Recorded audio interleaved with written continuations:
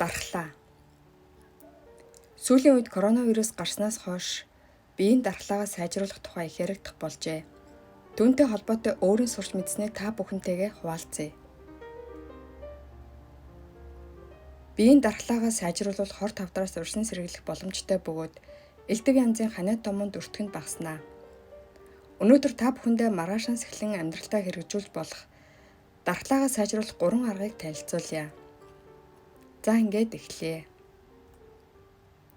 Нэгдүгээрт дархлааг сайжруулах хоол хүнсний тухай. Та бидний бие идэж буй зүйлээрээ бүтээгдэн цогцолж байдаг. Тиймээс хүн юу идэж байна вэ гэдгээс шалтгаалаад дархлааны системж өөр байдаг. Дархлаатай холбоотой үндсэн ойлголтыг та бүхэндээ дамжуулахыг хүсэж байгаа бөгөөд хамгийн чухал нь янз бүрийн хоол хүнсний балансыг нь тааруулж идэх явдал юм а. Энэ хоол хүнс дархлаа сайжруулдаг гингээд зөвхөн тэр хоол хүнсийг л их хэмжээгээр идэх нь буруу ойлголт юм а. Биеийн дархлаанд сайнаар нөлөөлдөг шимт хичээлтэй төрөл бүрийн хоол хүнсүүд байдаг бөгөөд өнөөдөр та бүхэндээ дархлааг сайжруулах 5 төрлийн хүнсийг танилцуулъя. 1. Сайн чанарын уурга болон амин хүчлийг биедээ шингээж авах явдал юм а. Амин хүчил нь дархлааны эд эсийг бэхжүүлэхэд чухал үүрэг гүйцэтгэдэг. Өндөг, мах, шар буурцаг, загас нь өндөр чанарын уурга ба амин хүчлийг агуулдаг бөгөөд балансыг нь тохируулан идэх нь зүйтэй. 2. Мөг.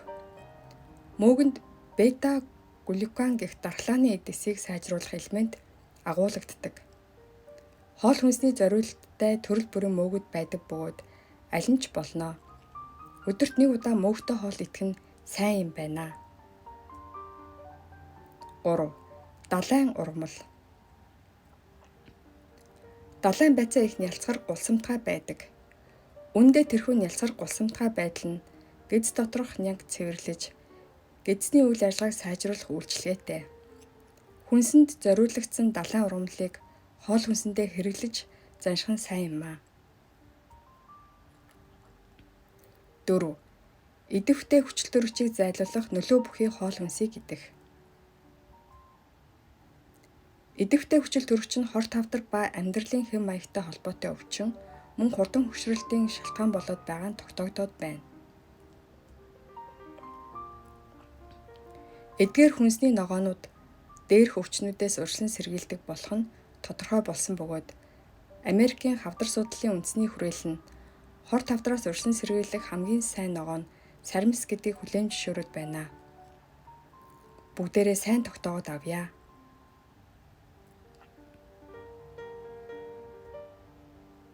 5. Эсэг хоол хүнс. Эсэгсэн хоол хүнсэнд сүүний хүчлийн бактери, натобактери зэрэг ашигтай бактериуд ихээр агуулгаддаг бөгөөд гэзэн дэх ашигтай бактерийг нэмэгдүүлж дархлаа сайжруулахад өндөр нөлөөтэй байдаг. НАТО, тараг, даршилсан ногоо зэргийг идэж занших нь зүйтэй.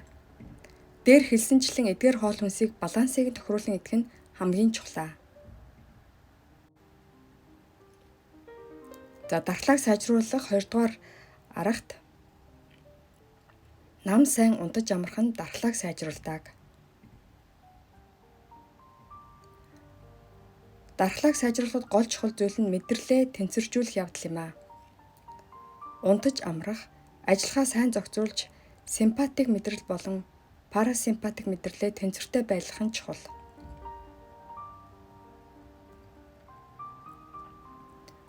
Унтах цаг багасвал дархлаа сулрна гэсэн үг ээ. Та их ажилдаа завгүй үедээ нойрны дутагдалд орж ханиад хүрэхтэй амархан болж байсан үе бий юу? Тэр нь нойрны дутагдлаас болоод дархлаа суларч байгаа явдал юм а. Унтаж амрахтай холбоотой дархлаа сайжруулах аргуудыг дурдъя. Танд сонирхуулж хэлэхэд орой 10 цагт унтах нь алтан медаль, 11 цагт унтах нь мөнгөн медаль, ядаж 12 цагаас өмнө унтвал хүрэл медаль авах боломжтой гэсэн яриа байдаг. Энэ эрт унтаж эрт босох нь хүний биед сайн болохыг өгүүлсэн яриа болов уу гэж бодож байна. Унтахдаа унтлагын өрөөнийхөө гэрэлд анхаарах хэрэгтэй. Унтлагын өрөөгөө тас харанхуй болгоод унтвал мелатонин гэх гормон хангалттай ялгардаг байна. Лааны гэрэл шиг бүдгхэн гэрэлд ч мелатонины ялгарлтын хэмжээ буурдаг гэсэн судалгаа байдаг. Мелатонины гормон сайн ялгарвал бидний биеийн дэх өвчний эд эсүүдийг устгадаг. Сайн унтаж амарвал сэтгэл бие эрүүлжиж, биеинд орж ирсэн муу бактеритай тэмцэх хүч чадалтай болно. Мөн цээжил тогтоох чадвар нэмэгдэнэ. Дашрам дуртахад унтахаас 1-2 цагийн өмнө аль болох өрөөнийхөө гэрлийг бүдгэрүүлж, телевиз үзэх, гар утсаа оролдох, гейм тоглохгүй байх нь орой гүн ойрсоход сайн нөлөөтэй байдаг байна. 3 дугаарт инээснээр дархлаагаа сайжруулах. Хүний биеийн сэтгэл санаатай холбоотой байдаг гэж их ярьдаг. Гунигтай, сэтгэл санаа зовлонтой хэцүү үед биеийн дархлаа суларч өвчнийг эсрүүцэх чадвар буурдаг нь судалгаар нотлогдоод байна. Тиймээс үнэндээ инээх нь хүний биеийн дархлаатай холбоотой болох нь тогтоогдсон байна. 1999 онд Их Британийн эрдэм шинжилгээний бага хуралд инээд ба дархлааны хоорондох хамаарлыг судалсан туршилтын тухай илтгэл тавигдсан байдаг. Түүнийг танилцуулъя. Туршилтанд их сургуулийн хэсэг оюутныг хамруулж, өндөр даралтад хүчилтөрөгчтэй өрөөнд оруулж, капсулж очтбудал шиг давчуухан орон зайд нэгээр нь оруулжээ. 2 групп болгон хувааж, нэг группийг нь зүгээр хажуулдуулан хэвтүүлээд, нөгөө группт нь инэдмийн нэвтрүүлэг үзүүлээд тодорхой хугацаанд байлгасан байна.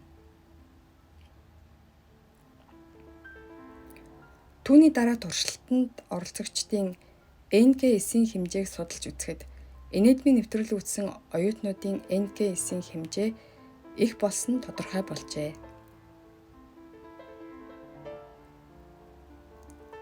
Энэхүү NK-ийн биеинд үүссэн хор тавдрын эсийг тэр даруйд нь устгах чадвартай бөгөөд биеийн дархлаатай нэгт холбоотой байдаг.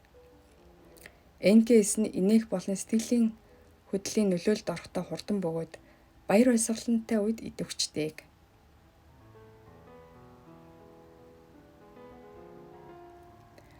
Өөрөөр хэлбэл инээхэн дархлааг сайжруулах нөлөөтэй байдаг. Түүнчлэн стрессгүй инээж баярлах амьдралын хэвшилтэй болвол тэр хэмжээгээр биеийн дархлаа сайжирна гэсэн үг ээ. Элдв өвчин вирус ялагдахгүй тулд дархлаагаа сайжруулж ямар ч тохиолдолд эерэг өдрөг баяр баясгалтай байхыг хичээж байцгаая гэдэг үднээс энэхүү бичлэгийг хийж сурснаа хуваалцлаа. Орчуулан хүргэлээ.